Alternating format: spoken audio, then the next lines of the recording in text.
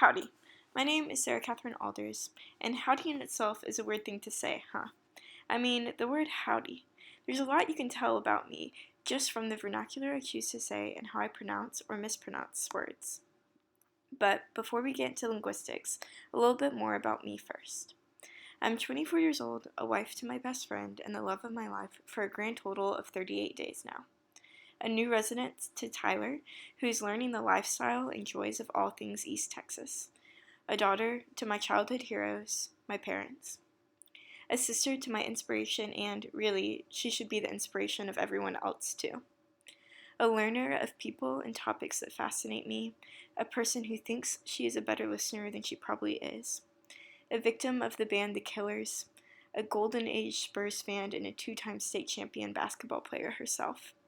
A dedicated fan of Legolas since the age of 8 and of all things Lord of the Rings. A reader of Elizabeth Elliot, a journaler who prefers to write rather than type. A connoisseur of the expensive habit of chai tea lattes. A teacher who teaches because it gives her life and purpose.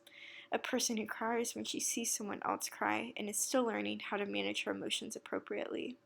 A recovering perfectionist, learning not to rely too wholly on herself. A child of God, and a believer in the saving grace of Jesus Christ. All of these aspects and many, many more encompass who I am. Some, thankfully, more than others. So what is my cultural autobiography? The smell of cardboard boxes is still familiar and safe to me. This is what happens when you're a military brat who has moved 14 times. Because of this, my culture has always been something that is in flux, or better yet, a hodgepodge mix of all the wonderful, persistent people that were in my life for a period of time. I grew up with a Mississippi mother and a hardworking father. They instilled within me the values of diligence, resilience, hospitality, self-confidence, and faith. Because we move so much, very few things seem stable in life. So the pillars of my life from an early age have been my family and faith. Like my mama always used to say, home is not the 4 walls around us, but the 4 of us together. Through our constant moves, I was forced to know who I was because I could not rely on my peers to define me. I have felt what it is like to be the weird new girl my whole life, and thus, this has cultivated a compassion in me to 1. Be friendly and outgoing, 2. Readily welcome others in my life, and 3. Always make friends with the new person in town. Something else that is important to note is that my family is really into manners, as in phrases like yes ma'am and no sir weren't polite references, but rather absolute necessities. It was disrespectful to neglect putting a miss before a lady's name or only saying the word yeah in response to a question.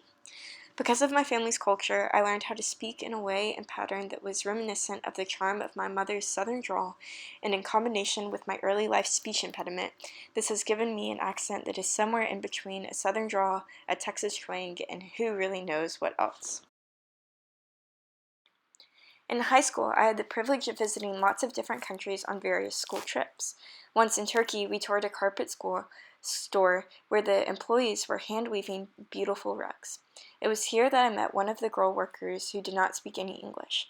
Despite this fact, I engaged in conversation with her through playing a game. I taught her how to play a game of hand signals with gestures and eye contact.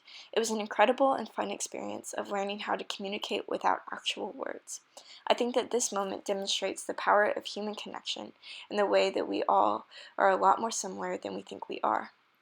In high school, I was one of the only Christians in my school, and so I learned what it tangibly means to love and respect people who are completely different from you.